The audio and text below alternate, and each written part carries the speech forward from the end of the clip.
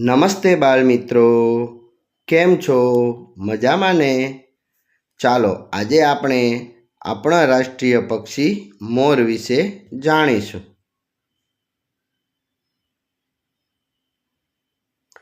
મોર ઘણીવાર જંગલમાં અથવા નાના અને મોટા વૃક્ષો વચ્ચે ટોળામાં જોવા મળે છે. મોર ખૂબ જ સુંદર પક્ષી છે.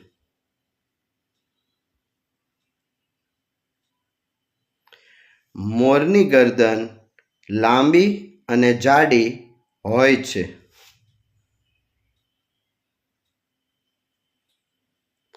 મોર ભારતનું રાષ્ટ્રીય પક્ષી પણ છે. મોર સર્વભક્ષી પક્ષી છે જે બાજરીના દાણા અને ફળો ઉપરાંત જંતુઓ વગેરે પણ ખાય છે.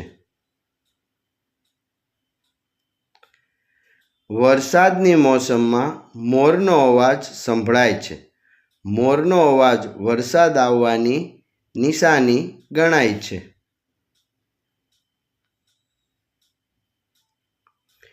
મોરના પીંછાનો ઉપયોગ ભગવાન કૃષ્ણ દ્વારા તેમના મુગટમાં કરવામાં આવ્યો હતો. મોરને લાંબા અને રંગબેરંગી પીંછા હોય છે. મોરને માથા પર એક નાની કલગી હોય છે.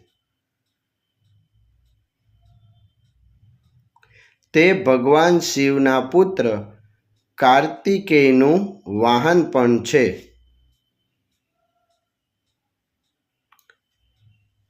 આભાર બાળમિત્રો. હવે પછી બીજા વિડીયોમાં મળીશું.